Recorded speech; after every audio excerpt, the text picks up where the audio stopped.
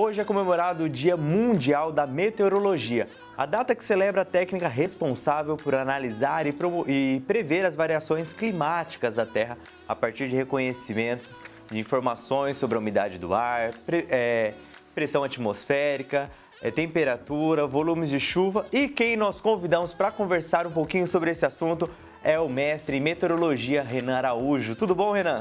Tudo bem? Boa tarde. Renan, vamos começar então voltando um pouco no tempo. Quando que começaram-se a ter essa vontade de entender um pouco mais sobre o clima, a se estudar o clima? Então, a gente chama de pai da meteorologia, o Aristóteles. Então, lá em 350 a.C., já se tinha essa vontade de tentar entender como é que os fenômenos atmosféricos. Tanto que ele foi o primeiro a escrever algo a respeito. Ao longo da história, tivemos mais de 500 colaborações de diversos filósofos, matemáticos, físicos, cientistas, que cada um foi contribuindo um pouquinho ali para chegar no que a gente tem hoje em dia. Mas antes da Primeira Guerra Mundial, a previsão era feita na mão, né? Então, o pessoal pegava algumas informações meteorológicas e tentava fazer essa previsão na mão. No entanto, são muitos cálculos matemáticos para chegar na previsão. Então, muitas vezes, chegava na previsão, só que já havia passado o dia. Então, antigamente, antes do computador, a previsão numérica, como a gente tem hoje em dia, era muito difícil mesmo. Hoje em dia tem bastante tecnologias que auxiliam vocês nisso, né, nesse trabalho. Assim, hoje em dia é muito mais desenvolvido por dois motivos. Primeiro, a comunicação, né? Então, um meteorologista não faz nada sozinho. A gente precisa de um banco de dados, um banco de informações iniciais, temperatura, umidade, pressão, direção do vento, vários fatores que a gente utiliza de entrada nos nossos cálculos matemáticos. Uma outra vertente que a gente precisa é de um poder computacional grande. Como são muitos dados de entradas e a gente trabalha com caos, né, posso dizer assim, um parâmetro de entrada que muda pode dar uma previsão do tempo diferente lá na frente. Então, hoje em dia, nós temos mais de 15 modelos, mais de 15 tipos de equações que a gente trabalha e juntamos todas para entrar em um consenso. Porque, às vezes, uma fala, vai chover, outra fala, não vai chover. Então, peraí, o que a maioria está dizendo? Né? Então, a gente precisa muito desses dados de entrada e a gente precisa bastante de poder computacional. Eu lembro que quando eu era criança, meu bisavô, ele olhava para cima, não tinha uma nuvem no céu e ele já conseguia falar, vai chover hoje, a chuva vai ser forte, vai ser desse jeito, e tudo olhando a natureza. Hoje em dia ainda existem pessoas que dominam isso ainda ou está todo mundo já computadorizado? Ah, não, sim, com certeza. Ainda tem pessoas que a gente pegou um costume, né? Eu quero saber da previsão do tempo. Hoje em dia a gente olha para a tela do celular, né? No aplicativo, em vez de observar o céu, como as pessoas faziam antigamente. Algumas pessoas ainda fazem hoje em dia, né? Principalmente os mais velhos. Isso é bem comum, porque existem algumas nuvens que são características antes da chuva, principalmente no inverno. Quando vem frentes frias, tem um tipo de nuvem conhecida como rabo de galo, que ela vem um pouco à frente da frente fria. E os antigos tinham esse costume, né, de olhar para o céu, opa, peraí, formou nuvem rabo de galo, é chuva forte que está para vir. Então era bem comum mesmo, né? Infelizmente foi se perdendo um pouco essa cultura. Não seria legal perder.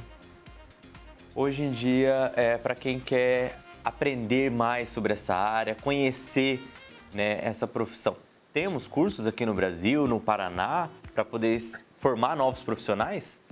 Sim, sim. No Brasil, nós temos, se eu não me engano, 8 ou 10 cursos nas universidades federais.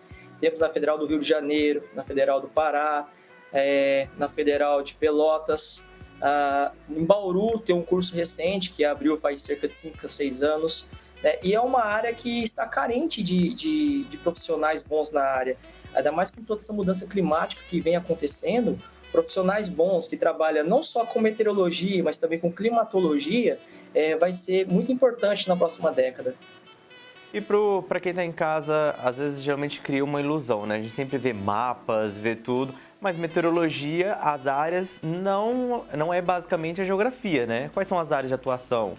De estudo, no caso. E isso acontece bastante, né? Que a gente vê a meteorologia apresentada muito em formas de mapas e a gente traz o conceito, às vezes equívoco, de que mapa é geografia. Né? Mas no curso de meteorologia, claro, tem que entender de mapas, entender de geografia, com certeza. mas é muito voltado à física aplicada, tem bastante cálculo matemático e tem bastante área de programação.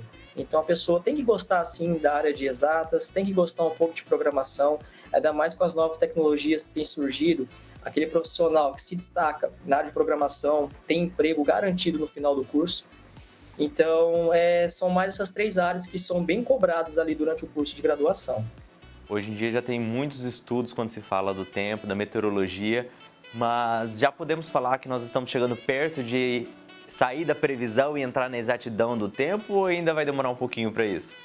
Ainda vai demorar, né? Porque para a gente ter a exatidão, a gente precisa de muitos mais dados de entrada. No Brasil, está longe de acontecer. No Brasil, nós temos cerca de 1.500 estações meteorológicas, considerando as particulares e etc. Estados Unidos tem mais de 10 mil. Por isso que os Estados Unidos tem um poder de previsão muito mais assertivo do que o Brasil, porque tem mais dados de entrada. Outra coisa também é o poder computacional. Por exemplo, imagens de radar, a gente tem pontos a cada 2 quilômetros. Então, é como se fosse um ponto a cada 2 quilômetros no mapa. Teríamos que conseguir mais, para ter ainda mais exatidão. Então, a gente precisa de um poder computacional ainda mais avançado para conseguir melhorar a previsão e chegar à próxima exatidão. A exatidão propriamente dita, acho que é algo bem utópico, bem difícil de acontecer. Uma coisa que ilude muitas pessoas é aquele famoso chuvas em locais específicos, locais isolados, né? Às vezes chove no bairro ali do lado não chove, e a previsão do tempo, com os novos estudos, novas tecnologias que estão chegando, vem auxiliando vocês, essas tecnologias, conforme estão? Tem melhorado bastante, porque agora a gente trabalha com probabilidade, né? Se fala que tem 90% de probabilidade de chover 40 milímetros, com certeza vai cair alguma coisa, vai chover um pouquinho. É que as chuvas isoladas, principalmente na primavera e no verão, elas são bem difíceis da gente prever o local exato. Então a gente consegue prever que determinada região tem possibilidade de chuvas isoladas, mas em qual bairro, qual cidade exatamente vai acontecer, a gente não consegue. Por isso que a gente trabalha muito com o auxílio do radar. Porque o radar, ele te dá a chuva em tempo real. Então, tem previsão de chuva isolada? Beleza. Vamos ficar de olho aqui. Olha só, está acontecendo uma tempestade em tal cidade e está se deslocando para tal localização. Aí entra a defesa civil, entra questões dos avisos. Então, a chuva isolada é um alerta para pode chover aí, pode chover no seu vizinho e aí não. Tá? Então, isso seria as pancadas isoladas, muito comum na primavera e no verão.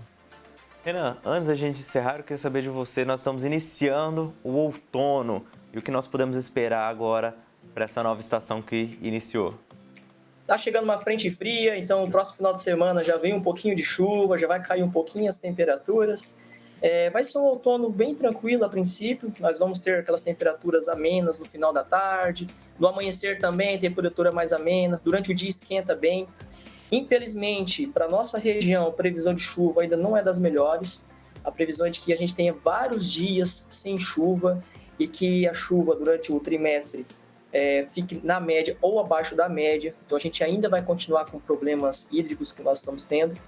Questão de geadas, por enquanto, não tem previsão de geada para a nossa região. Os modelos não estão prevendo geada. Claro que, depois de muito tempo, os modelos perdem poder de previsão. Mas, por enquanto, não temos previsão de geada. No entanto, estamos saindo do Laninha.